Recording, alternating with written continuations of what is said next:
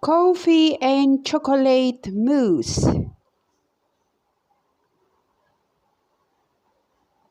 Hola! Ayan. Hola, hole! Ayan. So, hello everyone. Buenos dias, buenas tardes, buenos noches. Ayan. Good evening, good afternoon, and good morning sa inyong lahat dyan. Ayan. Kung bago ka pa sa aking channel, mag-like at mag-subscribe below. At saka para friends tayo. Ayan. So, connect each other. Ayan. So, dahil mainit ngayon, nasa I think 39 degrees, gagawa tayo ng refreshing para pampalamig. Ayan, gagawa ako ng dalawang klase ng mousse. Ito ay chicken. Ito ay chocolate mousse at saka coffee mousse. Chocolate and coffee mousse. Napakasimple lang siyang gawin. I-whip mo lang siya. All the ingredients. Ayan. Tsaka combine mo lang siya. Ayan. At tsaka i-ref ng at least for 4 to 6 hours or magdamag, maghapon, hanggang kinabukasan. Ayan. Para lumamig siya at medyo tumigas-tigas. Huwag sa freezer ilagay. Doon lang sa malamig, para lumamig lang siya, palamigin lang siya, huwag i-freezer. Ayan. So, kasi magiging ice cream na yan. So, ang ating ingredients dito ay cream, sugar, chocolate, at saka coffee. Ayan. Yan. So, sana samahan niyo ako at maggagawa tayo ng chocolate at coffee mousse. So, coming up. I never made it, but I know what it takes. I'm motivated by a mix of emotion. Got my statement, and I'm reading. Ang ating ingredients ay itong coffee. Gagamit tayo ng coffee na decaffeinado, decaffeinated coffee. At saka itong chocolate na para for cooking, chocolate postre para cocinar. Ayan, for bakery, sin gluten. At saka itong all-purpose nata, cream, nata, montar butter, nut cream, ito. At saka itong edulcorant nating sugar powder. Edulcorant gagamitin ko kasi for diabetic. Ayan. Para hindi masyadong sweet, ayan gagamitin natin. Pwede natin na gamitin na instead of this one, pwede tayong gumamit ng condensed milk. So ito lang ang ating ingredients sa pagluto natin ng chocolate and coffee mousse. Ayan. Ayan. First, anuhin ko to. Itong gawin natin yung ating mga iba ingredients. I-melt ko muna to. I will melt this one first in the microwave oven. Ayan. I-melt natin muna itong chocolate sa microwave. Ayan. Ayan. So, ayan. Gawin natin yung ating coffee mixture.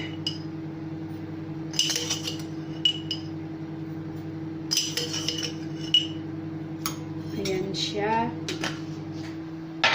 Tapos, lagyan natin ng kaunting tubig. Spoon of tubig. Ayan. Parang itong paggawa natin ng malala yung dalgona. Or yung gawa tayo ng cream na coffee. Ayan.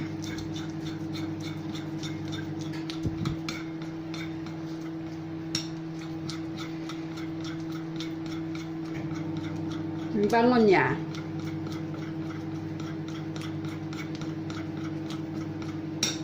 Lagyan natin ng konting sugar. Ayan. Konti pang hot water. Ito ay hot water.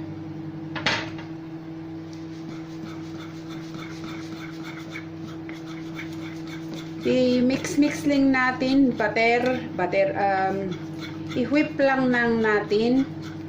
Pero ang gamit ko ay yung kutsara sa pag-whip. Pwedeng kayong gumamit ng whip string. Ayan siya, oh.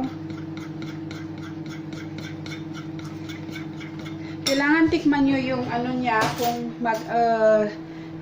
anong gusto nyo, yung sweet or hindi. Yan, kailangan natin lagyan ng sugar, itong edulcorant, para hindi siya anong tawag doon? Hindi bitter.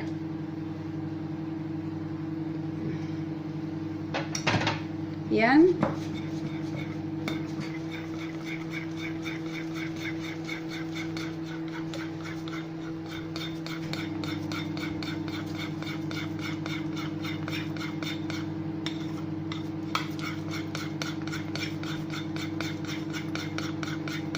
Hanggang i-whip lang natin siya hanggang siya ay mag-fluffy.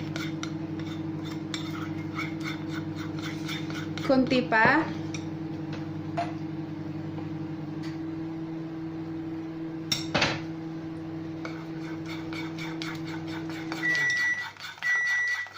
Ayan, natapos nang uminit yung ating yung melt nating chocolate.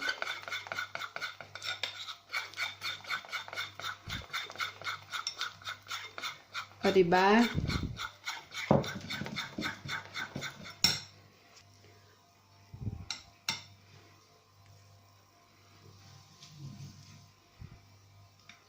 So, ito na ang ating nagawang itong coffee. Yan. Tapos, naman natin gagawin ay i-whip natin ang ating cream. Ito siya.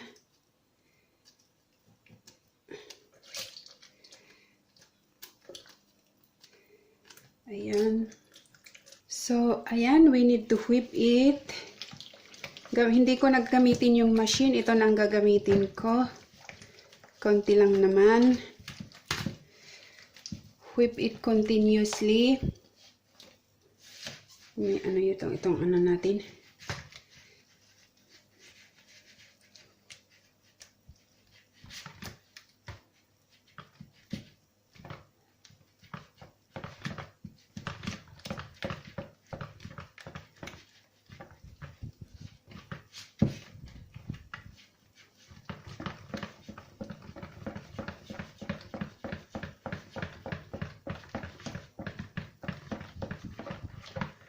You see, lagyan natin ng edulcorant again, itong sugar, powder. Kailangan na tikman natin para balance yung sugar niya, balance yung sweetness niya. Ayan.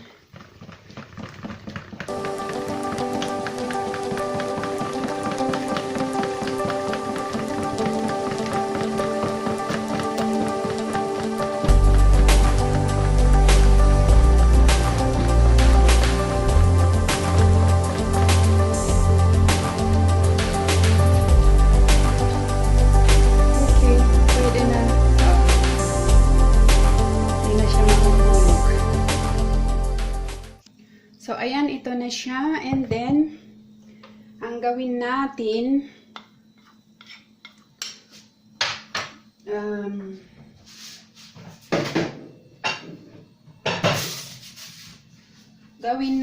hatiin natin ito para sa dalawa nating yung isa sa coffee, yung isa sa ayan siya.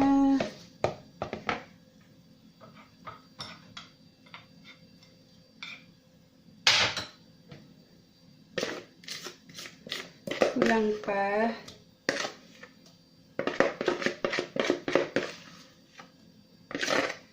Ayan. So, ito na yung ating coffee. Ihalo natin siya. Tumigas ng konti.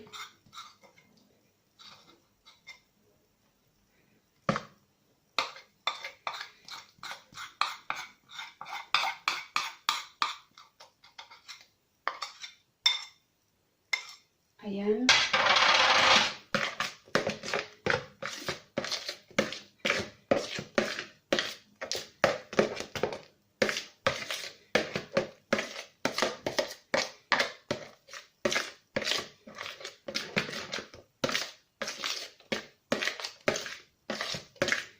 Ito na ang ating coffee. Tapos, gawin natin ang ating chocolate.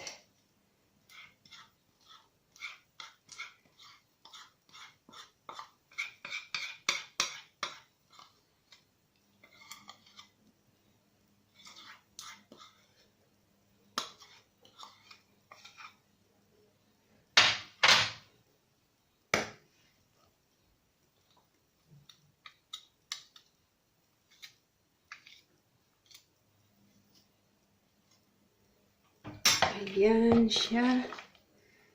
Dahan-dahan natin ihalo.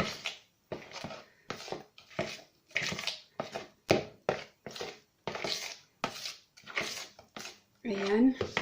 Okay na. So, ito na ang ating chocolate and coffee. So, ito, ilagay na natin ang ating mixture sa ating container. Tapos, i-tap natin ng chocolate at ng coffee sa top. Ayan. At saka ilagay natin sa fridge mamaya. Ayan. Yan. Palamigin natin. Simple gawin. Simple ang mga basic ingredients. Pero, super yummy for refreshing sa mga panahong mainit. Yan. Pwede din kayong gumamit ng gusto nyong iba't ibang flavor. Pwede kayong gumamit ng lemon. Ayan. Masarap din ang mint. Yung mint, i-grind nyo lang siya. Yung mint na, ayun yun, yung pwedeng fresh na mint. Masarap din yan. At saka lemon. Ano pang mga pwedeng mga gawing flavor. Lemon, mint, avocado, pwede ding mousse, avocado, strawberry, masarap din yung strawberry, mousse. At ano pa yung mga ginawa ko? Ayun, yung kung ano bang yung mga gusto nyong mga fruits na gawing mousse. Ayan. Pwedeng gawin ng mga ganyan. Ayan. So, ito na. Ilalagay na natin. Anuhin na natin ng kaunting. Ayan, medyo, na siya, natutunaw na. Kaya pag gumawa ng mousse, kailangan na mabilis. Lalo na pag mainit na panahon. Ayun. So, this is it. Our coffee and chocolate mousse for the day.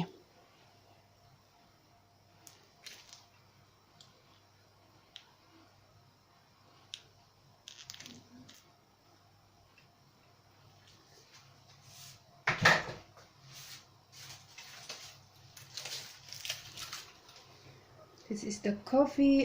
Yan, itap natin ang ating chocolate para malaman natin ang kung anong flavor. Chocolate, ayan. At saka dagdagan din natin ng chocolate and coffee. Coffee dito sa isa para malalaman natin kung kakainin natin kung anong flavor ito.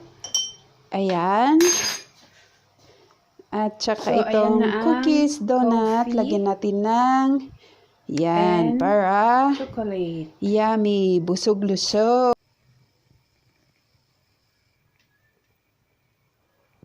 So, this is it. Our final